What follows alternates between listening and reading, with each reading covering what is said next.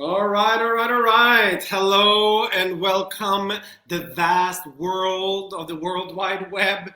We are back with our monthly conversation, interview, dynamic interaction, whatever you want to call it.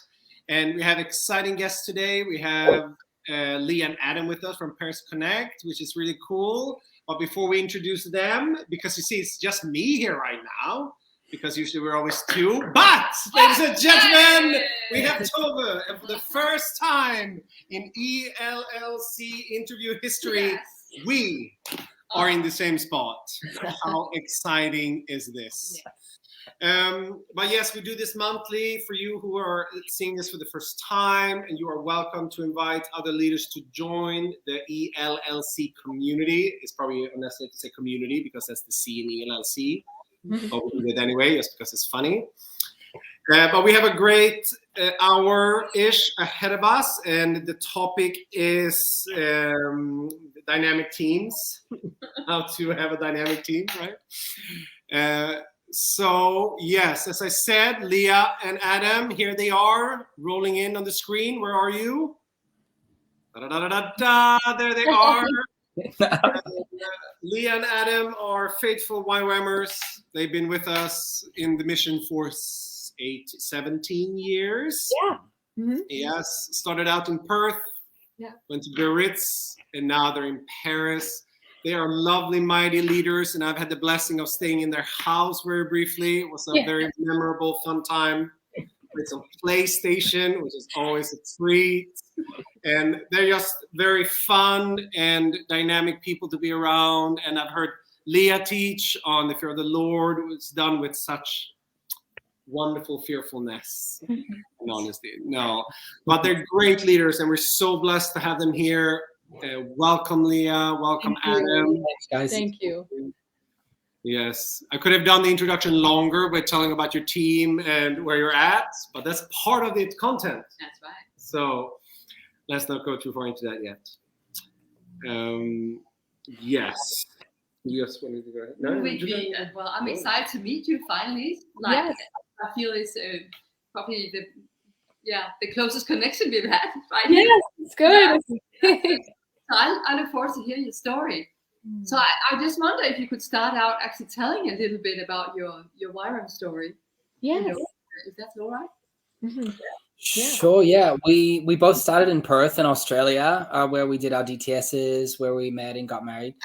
And we moved to France in 2012 to Biarritz in the south of France. And we joined a pioneering team there and helped to pioneer the base there for 5 years, pioneering DTSs, ministries, in Biarritz in the south of France. And in 2017, we really had a call from the Lord to move up to Paris and to pioneer the base here. And so we're excited about that. We love cities. We love lots of cultures and restaurants and just dynamics and nations and cities have all of that, And so part of us was really longing for that. Biarritz was an amazing place for the time that we were there, but we were definitely ready to be in somewhere bigger. And so Paris really we're really drawn to Paris, and it came in a really simple way. I was just on the plane one day and I was pondering this, where should we move? And, God's saying to us, we should pioneer a base. Where should we go? And God just nudged it to me. He just said, the phrase that he gave me was, what about Paris? It's like a very kind of just soft nudging, not like a storming voice from heaven, but just a very kind nudge. And I was like, oh yeah, I like that. It just started like sitting in my heart really, really clearly, and process it with Leah. And we were like, oh yeah, that's just where we need to be. That's us, And so we processed that, we brought it to our leaders, and everyone was really, really stoked, really on board, really encouraging, excited, and really releasing. And so we proceeded to invite staff to join us and project the vision. And really our heart was to impact the city. So we're looking at a campus, an urban campus, where we're running schools, where we're running ministries, where we're in the city, and we're right on the doorstep with everyone. That's where we wanted to be. And we knew we wanted to impact the city, really have a heart for the city, in lots of different dynamics. And we knew also that the city presented so many needs, so many opportunities. So before we presented the vision, we also went to scout it ourselves. And we came up here and looked, and we were like, we weren't necessarily asking ourselves, what are the needs here? We were more asking ourselves, could we live here? And we were more pondering, could we see ourselves living here? Do we see ourselves actually being able to raise kids here, actually like planting in this place? Not about ministry. We knew there's going to be heaps of that in the future. And so we looked at that at the beginning, and we just decided, yeah, we think we can. And we also, just allowed our hearts to kind of go there, you know, and felt like God was really confirming it. So we presented it to friends and family, and I'm sure we can ask you, you can ask more about that if you want. But after that, people started to join us, and we initially had a team of 12 that wanted to come with us. And so we got a word of the Lord to be up there by October 1st. And so we were searching for accommodation. How do we host 12 people in Paris? I don't know if you've been to Paris, but Paris is it's 12 million people city. It's very packed. Accommodation is very difficult to come by like that, especially YWAM, where it's hard to define our income, and it's very difficult to kind of communicate who we are. And so, but we found 3 months accommodation. So we moved up here on October 1st, 2017 with 3 months and no money. And we thought that would be enough. We just felt like that would be enough. We just kind of had faith for that. That was where our faith level was sort of at, was okay, we can move with 12 people. We've got no money, but we do have 3 months accommodation. It's enough to get things going. So like good YWAMers, we knew what we needed to do. And that's lots of prayer, fasting, evangelism, worship, lots of that. And of course, research, starting to look for places to move into. And we had already had a DTSs plan for January and April from Biarritz. So we brought those DTSs up with us to Paris. And so we already knew in January we were going to be running a DTS with 19 students. So, and we knew more staff were arriving. So we were really looking for places for around 40 people. And so we would go to these places and we'd say, hey, can we rent your building? And they would say no. You know, and what's YWAM? Are you a church? No. Are you a business? No. We're not a no. We're not a non. We're something. We're an international movement called to honor God, and we've got values that define who we are. But when we try to explain that, it's very difficult. And so we got a lot of rejections early on. But we kept persevering. You know, we had great times of fellowship, fasting, prayer, worship. We're meeting every morning to pray. God, make a way for us to be in this land. And we came up to Christmas, and we were only a week away from being homeless. And we had Christmas. We celebrated like good YWAMers. We had some good foods and celebration and fellowship, and not knowing where we're going to live in a week. And not knowing where our students are going to move to in 2 weeks. It was funny. They were writing us, hey, what's my accommodation going to be like? And we're like, there will be a bed. Yes. We were speaking in faith. We had no idea. We had no idea where they're going to live. And, but we're in faith that God's going to provide. And on New Year's Eve, I think 6 days before we had to move, Leah found a house, and it was just an Airbnb house for 12 people. But we approached them and we said, could we rent it? We're an association. And they said, yeah. They said, we're gonna rent it to you. And we couldn't believe it. We were like, okay, already, this is massive. Okay, can we please see it? And they're like, okay, fine. And it was a house for 12 people. And like good YWAMers, we looked for a way on how we could fit as many beds possible in the rooms. Figured out a way to fit 30 people in a 12-person house. Absolutely. Crazy. And so we came back to them and said, listen, we love your house. We want to rent it. Can we please put 30 people in it? And he said, yes. Wow. And we couldn't believe it. And we were like, amen. Okay, is there a catch on this? Like, okay, send us the price. So he sends us the price, and it's like 3 times what we could afford. Yeah. And okay, we're like, listen, no way. Like yes, we want to rent it. Yes, we want to put 30 people in there, but we're going to pay you 3 times less what you're asking. And he said yes. And 6 days later, we moved in. Wow. And it was an amazing place. It had an inbuilt auditorium in the house ready for us to have worship. And We had classes there, and we eventually got a local church where we could have some of the classes for the DTS. And 20 students arrived for the DTS. We had 20 on the school and more staff arriving. And so we jumped up to sort of 40 people. And at that time, it was only 3 months. So, of course, we celebrated, but then we kind of turned the corner and started again. And every time we would go to these places that would reject us, you know, we would print out a piece of paper. And why did we do that? Because we wanted to make sure that we didn't get rejected from the same place twice. And so we would keep a record of every building. You know, it was to the point where like the real estate agents were getting to know us. They're like, oh yes, hello, yes, it's you guys again. And so we have a folder, we have a binder here on the base, and the folder is about this big, and it's 232 rejections before we got our yes. Come on. And it's just people constantly ignoring us, rejecting us, not wanting to rent to us until we finally got our yes.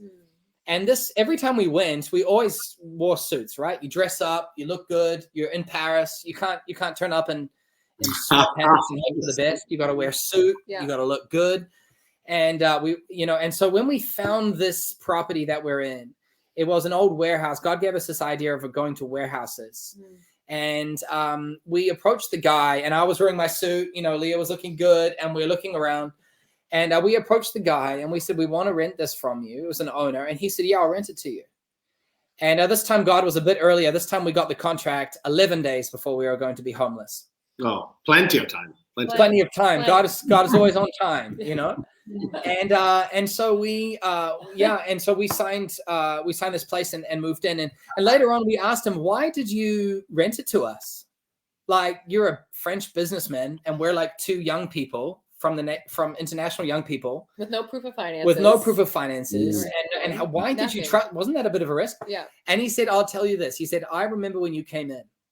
He said, I remember you. He talked at me and he said, I remember you. You were being all formal and you were, oh yes, hello, and oh okay, and trying to do the formal business thing. And then he said, and I remember your wife. I remember Leah. And she was so excited about this place. She was running around, she was looking at everything, and she was so stoked. And he said, I saw her, and I saw how genuine she was. He said she was like a little butterfly, and because she was looking at everything, and he was so drawn to her because of how genuine she was. And here's me thinking God is going to do it in the way that is by the world standard, and God didn't do it that way. Yeah. God did it completely by his own way, according to moving upon this guy who really became our man of peace. Yeah. He said, and then I looked into your eyes and I knew I could trust you. Yeah. Come on. And that's why he said yes to us. Yeah. And so we moved into this property in April 2018. And that really launched a lot. We ran DTSs in January, April, July, and October of the first year. Leah led January, I led April, Leah led July, and I co-led October. Yeah. And so it was a busy first year, but God, it's just the way God led us. So it was kind of the beginning of the pioneering of the base, and which allowed us to grow our schools, our ministries, and our staff. And then just last year we purchased this building. This guy just loved us and came to offer us the building. We had a word of the Lord that we had a word of the Lord. Someone was going to approach us to give us offer us a building. Sure enough, the owner came to us a couple months later and offered us the building. And then we raised the finance and bought the first property in Paris. And it's a big warehouse with a mezzanine, industrial kitchen, 2 classrooms, and 4 apartments. Wow! Come on. The beginnings of YPC. Lots more to say, but that's the story. Oh, that's crazy. And there's so many principles that I would like, let's talk about this. Let's talk about the rejections. Let's talk about this. But to stay on topic for today. So you mentioned earlier that you kind of just brushed it over like very quickly, that people joined you and stuff like that. Do you have any memory of like, how was the process? Like, how did you inspire people? Did you recruit? And, you know. Yeah, I mean, absolutely. Of course, not to brush over it. Of course, that was a big part of it. I think initially really what it started with forming a team was having the clear word of the Lord.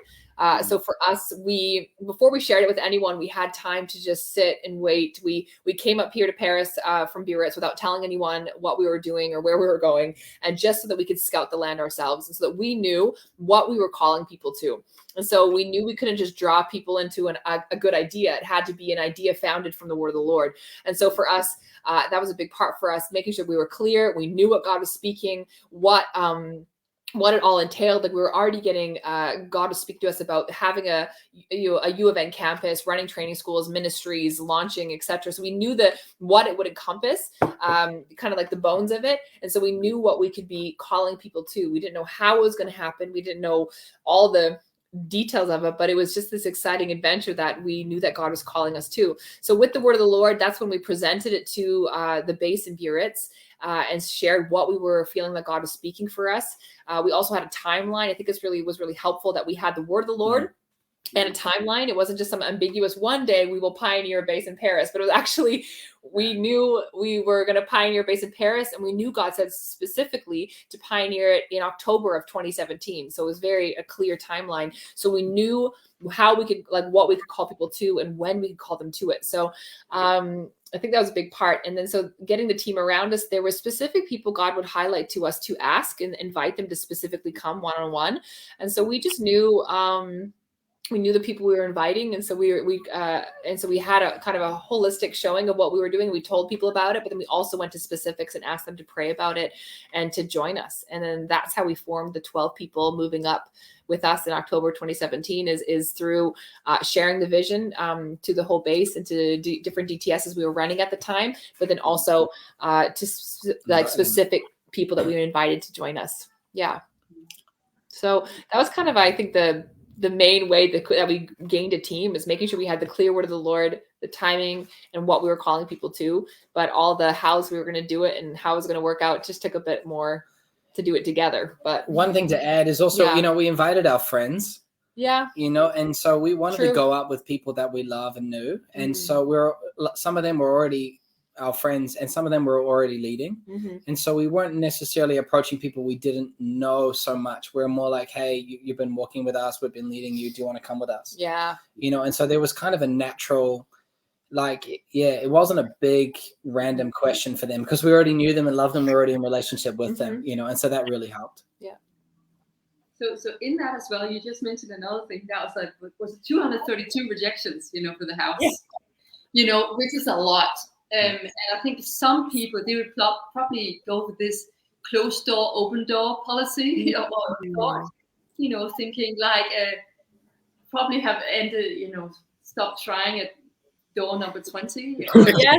or 15 or 10. So I mean, did you at any point just think, okay, 232, maybe Paris was wrong, maybe it was another Paris somewhere? Did you doubt that? No. Yeah. I mean, honestly, no. I mean, I could say for myself and us, because I know it actually was a lot of rejections. I know, but there was something. Just something of, when you have that God, the call, the word, and, Darlene talks about it, you hear the Lord, you obey, and you don't give up. And so it was one of those moments, we just knew it was a not giving up moment. Yeah. There's so much clarity that was poured out from God that even with all the rejections, it was kind of like we're like, that's okay. Let's keep knocking. Let's keep trying. And I think that's kind of the attitude that we kept taking on, that God has to come through because he's spoken it. There's going to be something that's going to open up for us. Yeah, what did you say? Absolutely. Yeah. That's very good. Sweet. Yes. So, how do you do with also leading with a team in a pioneering setting? So you go and you have nothing.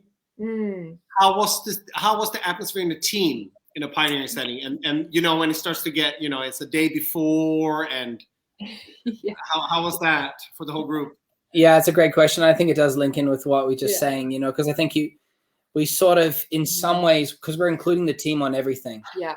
Right. And so we're saying, we're not hiding, we got rejected from this, or it's more like, okay, we saw this place, they said no, let's keep praying. And so we kind of included them on everything. And so then they felt really a part of it, like it was theirs just as much as it was ours. And so and how do we do that? Well, primarily through prayer. Yeah. Right. So we're praying every morning, God, give us a place. But also there was some pressure, that natural pressure that came on all of us, because we're like, where are we going to live? And so that was actually really good for us, because we sort of realized, like, it's not an Adam and Leah show. This is like YWAM Paris Connect, YPC, like this is what we're called to. And so they were going to fight for it, you know?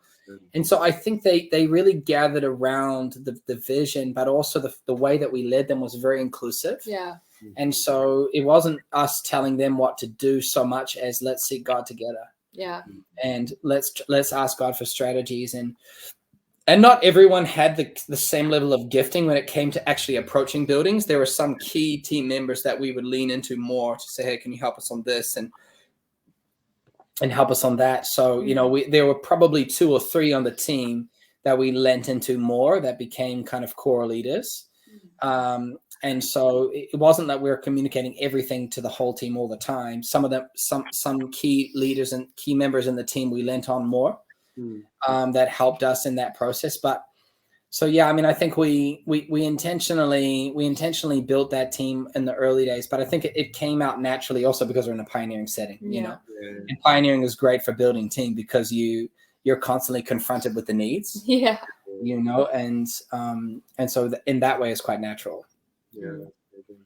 Yeah, so even with the gift mix, you know, of a team, because some people think very much like, oh, you're this strength finders and you're this, you fit in.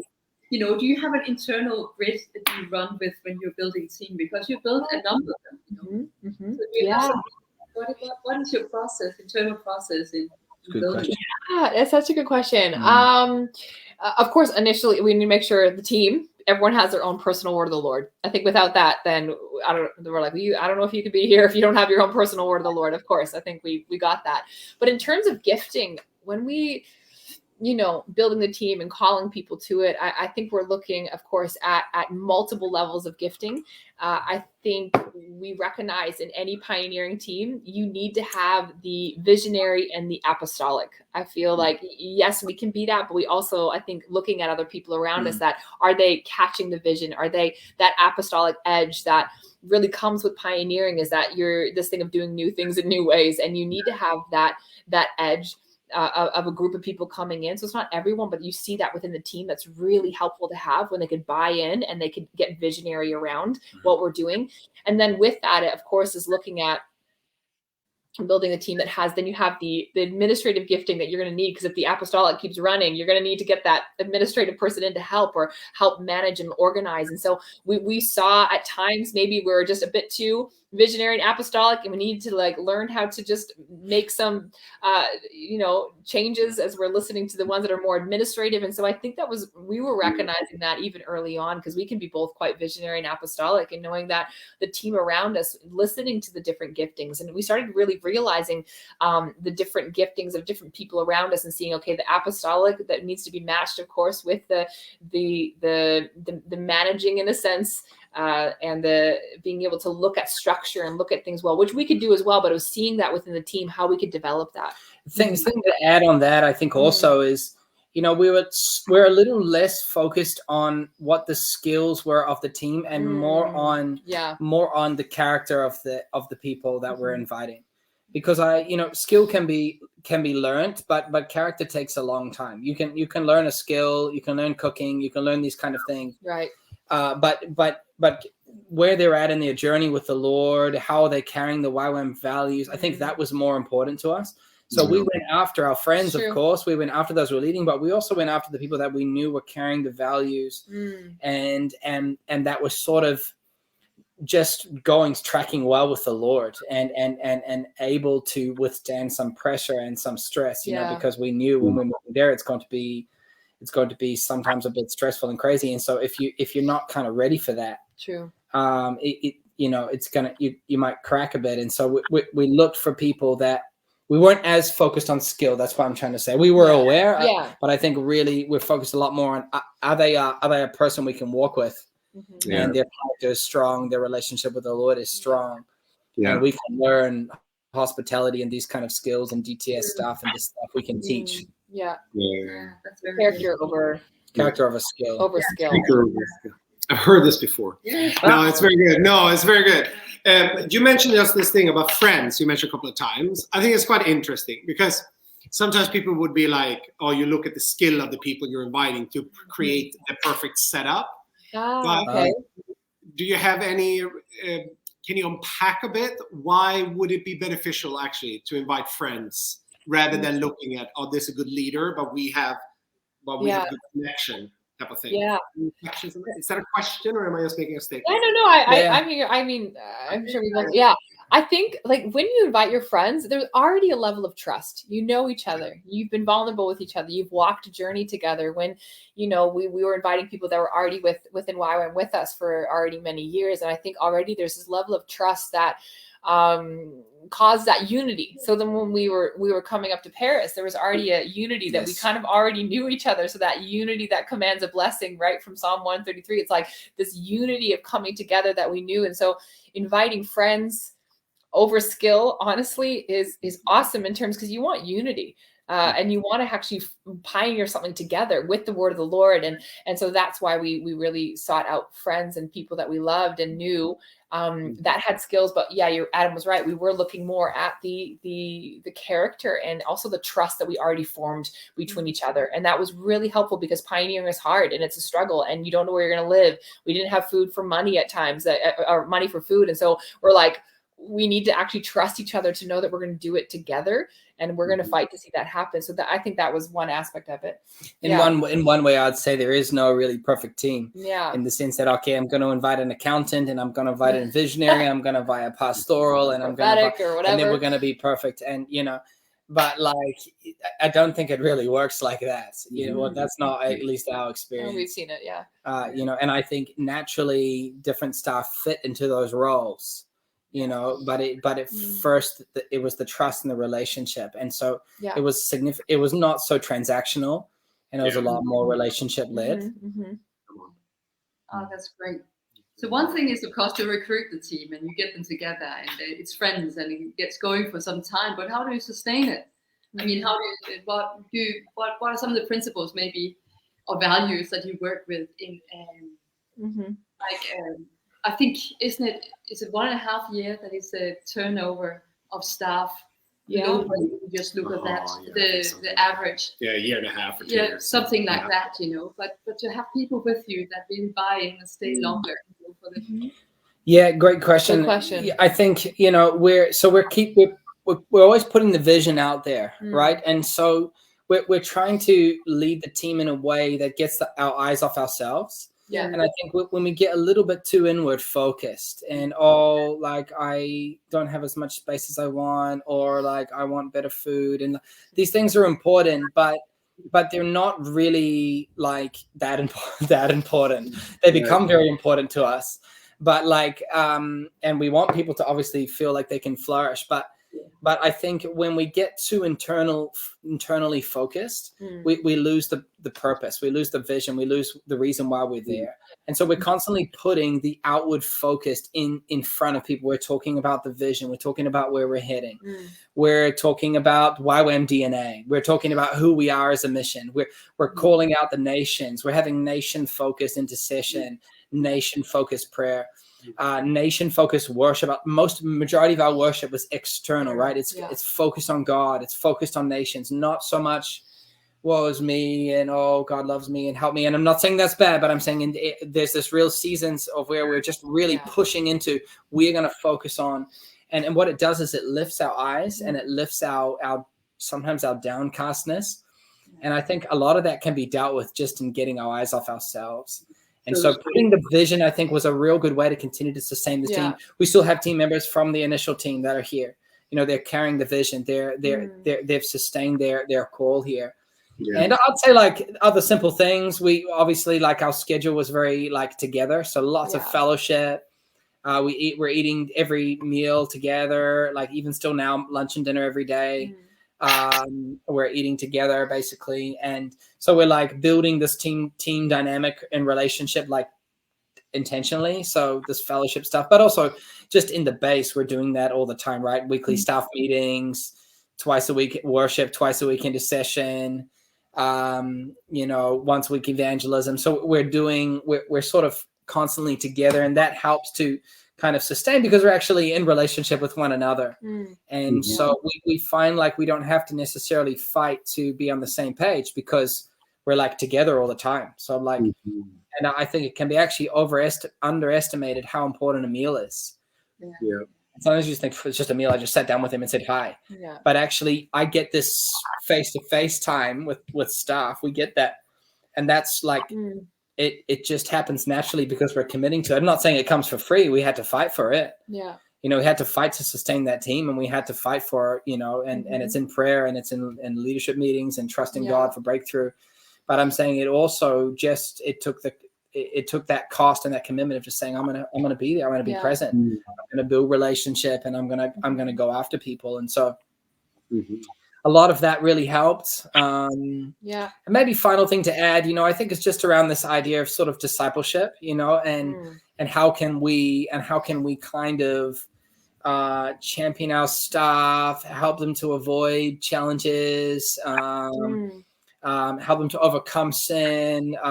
So I think that was something we didn't shy away from, but we really sort of lent in, you know, when we see things, we'll say things and you know, bringing it in kindness and humility, but also speaking up when we know we need to. And so just kind of not letting things slide under the rug, but really aligning with the fear of the Lord and lordship over our life as a base. And I think that aspect of discipleship was probably a big key as well.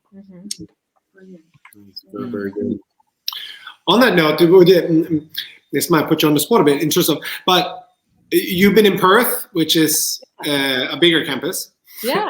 And Biarritz was up towards 100 staff, or where were you at? Around 60. Probably the biggest, like 60, 70. 60, 70, So in this principle of just like, for example, particularly I think eating together, I mean, the bigger you get, the harder it is to stay connected and stay as team. Like at a certain point when you grow, you're not one team anymore. Like you're many teams.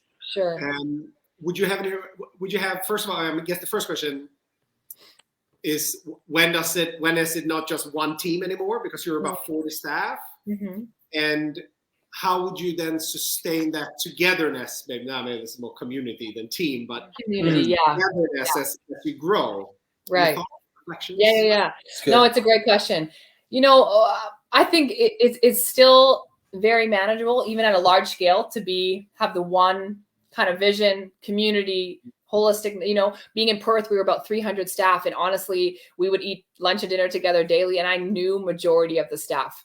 And maybe not all the students coming in and out as we're fluctuating with different numbers, but knowing not everyone intimately, but at least knowing people, that really helped because we'd eat meals together. And that was a big thing in Perth. And that was kind of that value. And so there was still this oneness we had, even though we were so big with having 300 we knew in staff meetings each week, we'd be communicating and worship times together. We're getting the senses from the Lord together and intercession, etc. So we kind of knew where we were all going. We were just a big ship. So then moving to Biarritz, where we started with 7 of us or so when we first moved there in 2012, it was kind of the same, but it was definitely more intimate and smaller. And then of course growing, and then now in being in Paris and looking at how do we manage that? I think for us as leaders, we recognize that we need to continually as YPC as a whole, right? Continually steer the ship in that regard, but still maintain community of relationship. And so, yes, there's going to be smaller ministries that will have more intimacy because they're meeting together every day and working together every day. But I still think as a whole, we're able to still call ourselves into the direction, the nations, what God's speaking for us, YPC. And then it becomes more in your teams of, okay, this is the DTS people, and these are the other schools or the ministry teams, etc. Well, it'll create deeper intimacy and community in those teams.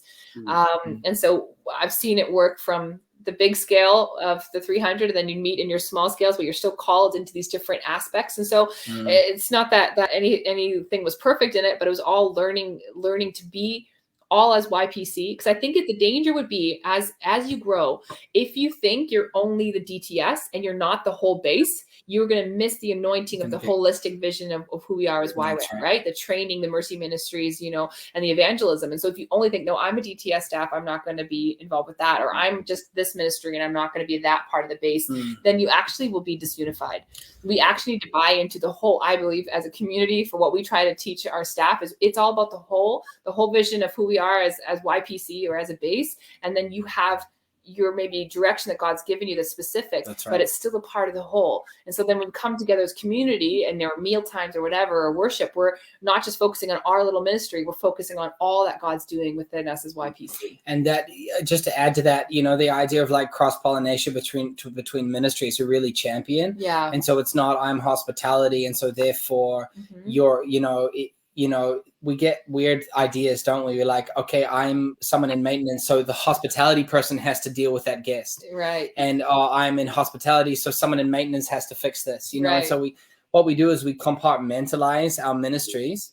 And so even in our language, we're really intentional. For example, our ministries are not called departments. Yeah. It's not the department of media, the department. What that does is it separates. Yeah. In our mentality, it makes us feel like we're separate. We're not separate. We're called to be YWAM.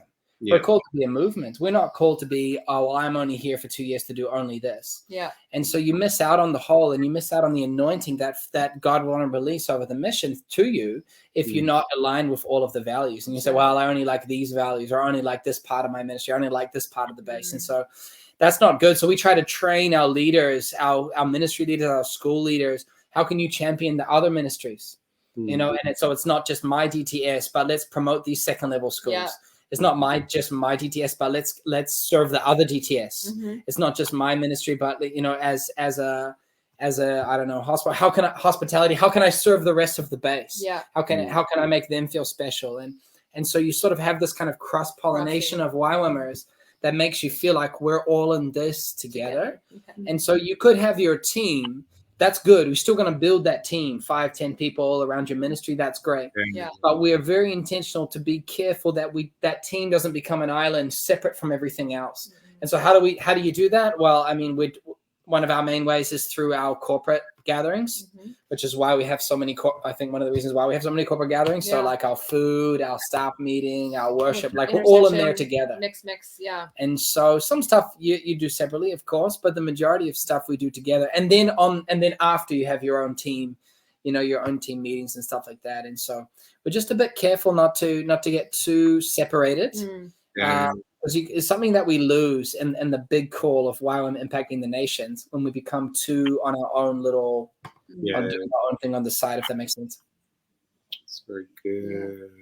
I have another question, maybe a side question to this, because I'm fully with you on doing so many things together that holds everything together, and a lot of that is needed. For some people that have done that for many years, it's also quite intense. And especially if people have families and so on, and it's like, is it possible to uphold? You think, you know, for the long run, or is it just too intense for maybe like some families? There's some children that are a little bit more introverted, or that's a bit overwhelming to be in a huge community. What is it? Describe that tension in there. What do you do? Yeah. And I mean that I think that's always, I think in YWAM there's always going to be the tension, and I feel like within different bases, ministries, calls, and campuses, and I think that's this thing of being international, interdenominational, value families, you value young people, everything. So we're like, how do we mix this all together and do this well? So of course there's going to be that tension. What I would say in this kind of how we've run as a base and how we've seen it in the different places we've been is it is a very sustainable lifestyle in our view in terms of like scheduling, and it may sound like a lot, but it is very sustainable in that regard. After 18 years of being in missions and doing what we're doing, and it's say, okay, God, is this how you're leading us? You know, right? And then God, this is how you're calling us to be. And and so it's not saying everyone has to be at every meal and have to do everything. Like, it's not rigid, right? Okay, it's not rigid, but it's with the Spirit of God saying, hey, Holy Spirit, is this how you want us to lead? Are we meant to be, because we live in such a big city with so much going on, having more community, is that going to help sustain us? And the answer was yes. Having meals together is going to actually give us life and give us security, so we're not out there in the city by ourselves, right? Which could be different function for a YWAM base that's located in a different place, maybe not in the center of a city. And so I think it does depend which campus and which location. With families, I think, of course, it will be harder for families living in a city, especially like Paris. There are not beautiful parks just down the street everywhere. It is going to be a bit of a challenge. And so that's where the call has to come into it. And I think we've trying to prepare families and couples well, if this is it, but also there's going to be grace when we're like, hey, you can't make it to this, or that's too much for you. Then we give grace, of course, every time for families. But also we've seen families do well and flourish and be able to kind of do what they're able to do within the schedule. Yeah. I agree. It's a balance. I think there's seasons, where it's harder, seasons when it's easier. You might have more difficult, not difficult children, but more like introvert children that need different seasons where they need more distance. And we just have to adjust according to that, and you have family nights, you have date nights, you have these kinds of things that are really important too. So you sort of have to find a good balance, but the general principle is that we're together. Yeah. The general principle is that we're fighting for the call of God over our lives, not separately together. And we found that work really well, especially in such a big city with such a high volume of people, and it can lead to lots of different things. You get funny ideas and there's you get oppression, or you get rejection, or you get lonely, or these kinds of things when you're isolated. And so we're just constantly fighting for that togetherness, which kind of the city and generally is trying to fight to push you away and to isolate you. And so we recognize that it there is a cost involved with fighting for relationships. Yeah. Excellent. I think it's also in YWAM with our rhythms that we do, they're meant also to shape us, not just something that we agree just for the sake of it, but it's also we're shaping the value of community, and there's no structure that will on its own make us generous or hospitable or these things. I think that's always the tension with the big campuses. Just made people, there's also value to what we're doing, and that you're not asking the question of get out of things, but it's more like there's always the exception as long as I see the growth within that you're thinking community and thinking connection. That's exactly. Right. That's right. Good too. But talking about team and expanding team and bigger team, and team becomes a community, all these things. So in YWAM, there's usually comes in like, do you give commitments, like 2-year commitments, 5-year commitments? Like, how do you guys go about that? Yeah. So we love commitment. Commitment's great. So we're big fans of that. Our staff, especially if they're wanting to staff DTS, that they would commit for 2 years and commit for 2 schools.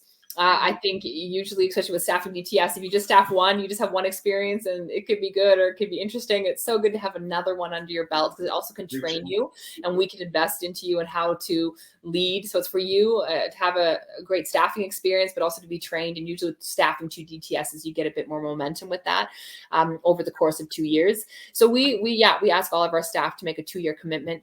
We just feel like commitment is better in terms of people really committing to the call and what God has for them. It especially with schools involved or committing to a ministry, it's really hard if people just come in and out all the time.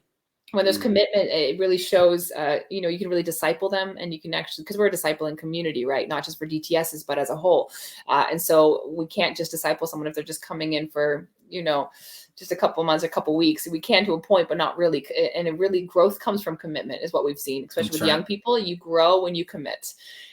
Even if it's to things you don't like, you just commit to it and go for it. Even if something better comes along, you stay committed. And it's basically developing character. It's developing maturity. And so that's why we love the aspect of a 2-year commitment for all of our staff, actually. And people, of course, can commit more than that, but really we start with a 2-year commitment to really see, to really be able to walk with people and walk along them. Or also to add, someone maybe comes to us and says, I'm going to pioneer, an arts ministry, and I'm going to commit a whole 3 months to it. And you're like, that's great, and good, and like, we love that you want to do that, But we go back to what Lauren says. It takes 5 years to pioneer anything. That's right. And so you recognize you can't just see how it goes. You're not like, well, I'm just going to do this and see how it goes. If you see how it goes, you're going to give up. Give up. Like there's got to be an element to say, I'm going to get a word of the Lord and I'm going to stick to it. That's right. And I think there's something that God honors in that. And I think the anointing even and the authority released is different with commitment than without. Absolutely. Yeah. And so we can only take you so far if you don't commit. Yeah. And we're still going to love you. We're still going to support you, but like there's something different where you say, I'm going to, and so I think for committing and fulfilling commitments is really admirable. I think it really champions spiritual maturity. It paves the way for great spiritual growth and character growth, and also ministry impact.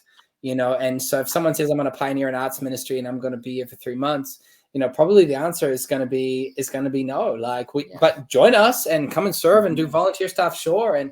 But you're not pioneering a ministry like that is going to take years. Yeah. And so when we went into this, we knew like we're committed to this. We knew this wasn't going to be 2. This wasn't going to be 5 years. This is going to be like our life call. We knew going into it. And I think that's actually coming back to the idea of building team. I think team was built a lot easier because we were committed. We were in. And like, I've met base leader before and they're like, oh yeah, I'm committing here for 2 years, and then I'm going to go pioneer another base. And I'm like, okay, sure. And not, I didn't say anything, but like, I'm just thinking that's not really enough time. No, it's not. And also, how are you going to call a team to you? Yeah. How are you going to call people around you if you're not going to be there in a couple of years? And so we notice even the authority and the influence over the staff that are committed versus the staff that are not, like in the sense that, like if they're leading a DTS and they're going to say, come back and staff the next one with me. It carries a different weight. Instead of come back and staff the next one, whoever's going to lead it, I don't know. Yeah. You can call people in a different way when you're committed to. That's right. So it kind of paves a lot more momentum in a different way when you've committed. So that's what we do. Oh, that's so good. It's so good. I have another question. I have so many more questions. No, you're right. You guys are great. It's fun being in the same room. It's like, do you have like, well, in teams you have sometimes there's landmines, right? What are some of the dangers you see, in teams that there's something is showing up, there's something that's like just a red lamp that's kind of blinking. What are some of these signs that you say, we need to nip at that before something explodes or something grows? What are some of these danger signs we can say? That's a great question. I think something that's very common, I would say, in most teams, that's probably always an initial thing that can start happening is the grumbling and the complaining. Ooh, go there. Yeah, it's just like, the Bible is very clear that we're not called to grumble and complain. Let's be, it's a sin, but it's something that often happens. The grumbling, the complaining, the comparison, a lot even towards each other, but also of course towards leadership. And so I think that's something that we always start being aware of is there the grumbling and the complaining? Is there the gossiping? Is there the, the relational, you can see the relational tension shifting a bit where people kind of, begin a bit more cliquey or a bit, you can start seeing it happening. They're always kind of sitting together, kind of, this whispering together, pulling away. And there's something in that as a leader, you begin recognizing, okay, there's a bit of grumbling, complaining here. There's something of, there's an ungratefulness. And it's okay. People can come and have questions. They can come and say, hey, could we do this instead and have suggestions? That's not what we're talking about. We're talking about sin, which is grumbling and complaining. And so, or drawing away relationally, and they're finding comfort in the gossip or something. And so I think that's something I initially begin to see quite quickly. If once, as you see some people kind of going that way. And I think that's where we've learned to look at it and kind of address it if we need to, talking a lot more about Thanksgiving and worship and praise. You can usually see you can usually tell where your base is in community is at through worship and intercession. So people are not in worship if they're just kind of sitting at the back on the floor and they're not praying and their arms are folded and they're not praying out. I'm just like, okay, we got some problems. We're gonna have to deal with this. And then you begin to recognize quite quickly that there's an attitude, there's that kind of accusation that begins to stir in people's hearts, and it's not accusing, but it's saying, hey, coming towards them, and it's saying, hey, where's the thanksgiving? Where's the gratitude? Where's the praise? Why is everything turning negative? And so I think those are some things. And then of course you recognize people if they start cliquing together, they're always together. I think there's something being aware as a leader as well. Like there's this exclusion that kills unity, right? And so wanting to really guard your team against exclusion and partiality with certain people and becoming cool kids or cool corner people. I'm like, that's not what we do. We're a body of Christ and we're called to be united. And so these are the kind of the red flags or the landmines that I begin seeing, that I start seeing the grumbling, the complaining, hear about it. And then of course the cliquing and the pulling away relationally from ourselves as leaders, as a leadership team, or within each other as groups, and a cliquing happening. Then you begin to see, okay, there's a bit of a disunity happening. And so how do we deal with that? I think we just got to disciple pretty quickly. We wouldn't want to leave that for 4 weeks and weeks and be like, cool, I guess they're just grumbling, that'll be fine. That's not going to go well. And sin always grows. It never wants to stay where it is. It always wants to keep consuming. And so if we don't speak into those kind of things, if we don't call people higher and call them out, it'll devour a team and destroy. And I've been on a team where gossip, on an outreach team once, where gossip, negativity, grumbling, complaining, those kind of things really destroyed the team, and I wasn't quick to speak on it, and I sort of let it kind of play, and I didn't speak up when I should have, and I learned from that one, and it's not like we're walking around rebuking everyone all the time, but it's you getting them in a one-on-one, and you're saying, hey, what's going on, and I heard this, and that wasn't right, and let's work towards reconciliation and repentance, and so really saturate the base and our application times in staff meetings, in worship and teaching with repentance, and just give lots of opportunity for people to get right with God. And right with each other. And right with each other. So we're often talking about repentance and forgiveness, about fear of the Lord, about lordship and surrendering to Christ. That's just something that's constantly put before us. And not every message, but we're often coming back to, are we right with God? Are we right with each other? Let's repent where we need to, and let's get things right. Oh, that's excellent. We have a question here from Timos.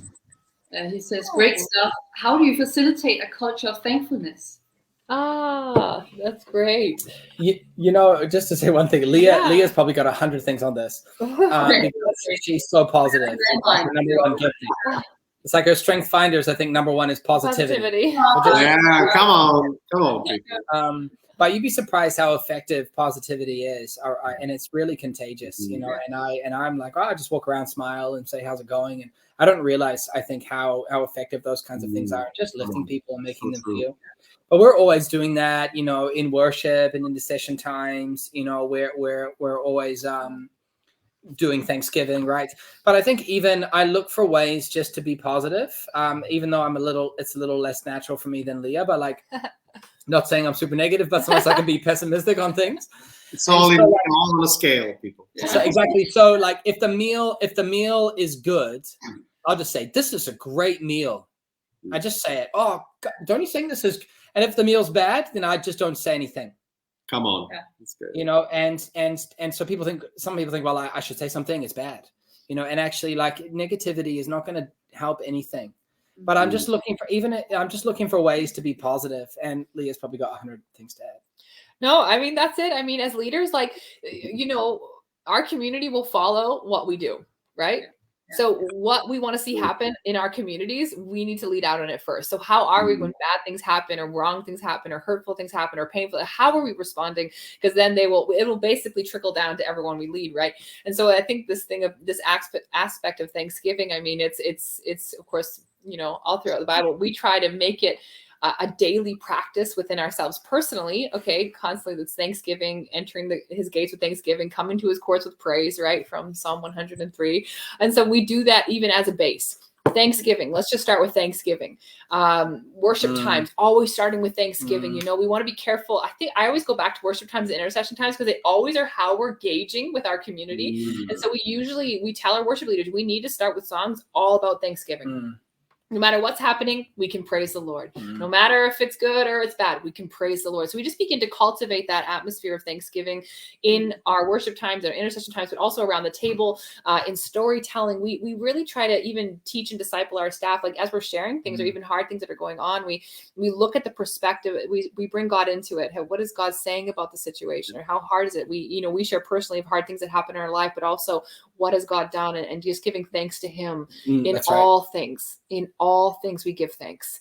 And so I think that's been something we've learned to, I know naturally it comes out of me, but also I think I've learned to cultivate it for myself, but also in teaching our staff and how to cultivate that as well. Of let's just give thanks before that's hard, that's happening, but let's give thanks to the Lord for who he is, and also look at that as well. Yeah, you can do it lots of other practical ways, teaching, Bible studies.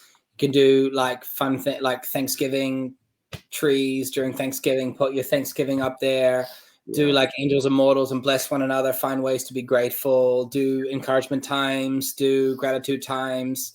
We always have birthday cards, everyone writes encouragements and gratitude kind of thing. So like just trying to saturate the base with different ways where you can be thankful, and so, there's probably an exhaustive, list out there like of lots of ways you can be thankful, but sort of just find a ways to keep saturating it in the base. Culture of Thanksgiving. Culture of Thanksgiving, yeah. And I think it's also important to mention in terms of like some people are more prone to be positive than others too. But I think for everyone, it's to keep the positivity genuine, because I think if you're positive as a person, it can become flattery rather than genuine. And I think that's true. Absolutely. We all need to cultivate it.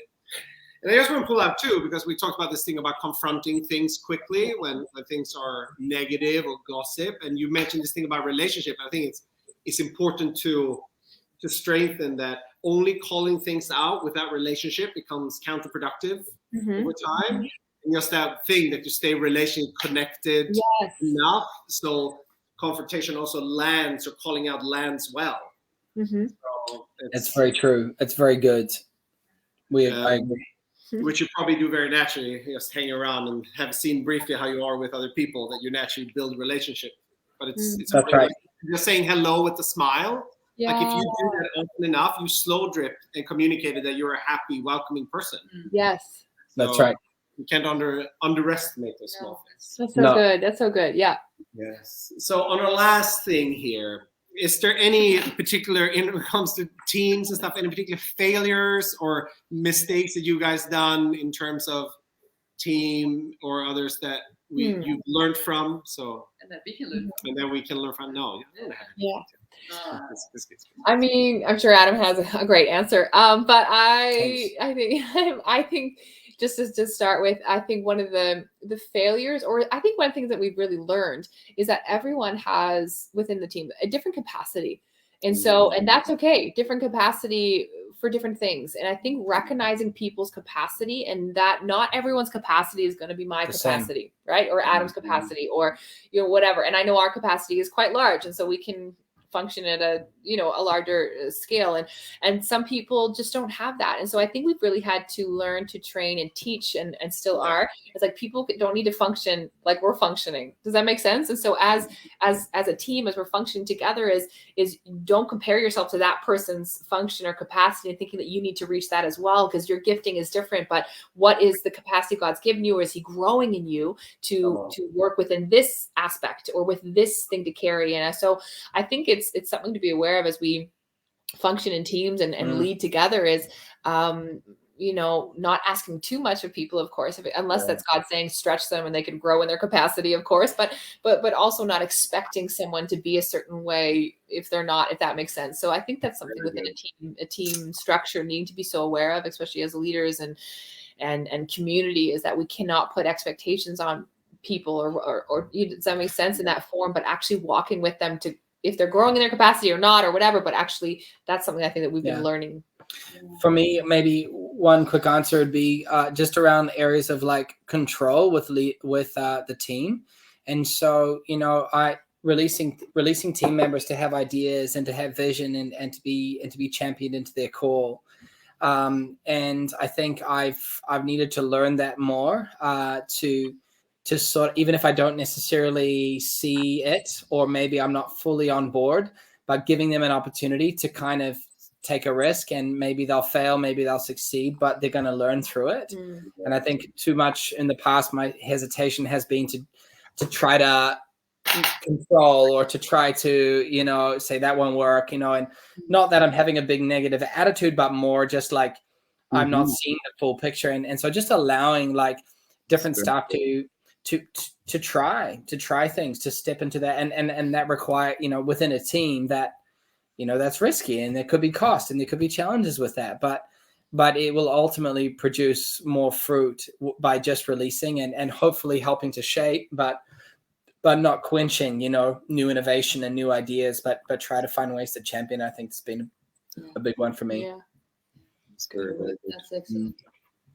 There's another question we always ask, and that is if there's any particular books that you have read just recently that you would really like to recommend. So yes. Actually, we've had read a lot of books for our masters, but the one that really stood out to me has been this one called Rare Leadership. Come on.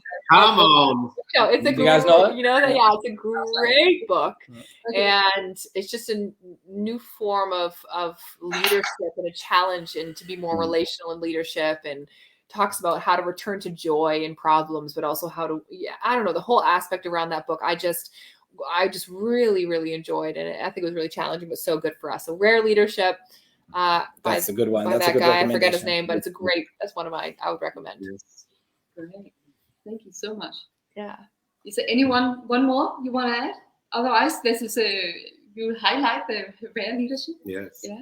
Yeah. Was there any other ones to add? I don't know. There's lots of, but we're reading a lot for our masters right now, so they're all meshing into one. You can add in the chat as well, and they'll be saved as well. So that's great. Yeah.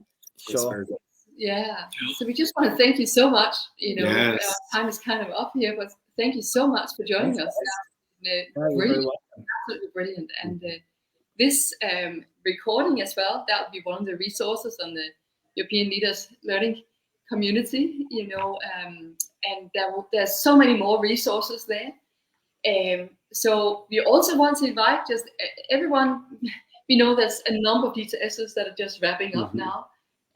And there will be a new take on staff in different places. So really to extend the invitation to be part of the European Leaders Learning Community, please do that. Even to your DTS students, you know, that you can do that. Yes. There's stuff to learn.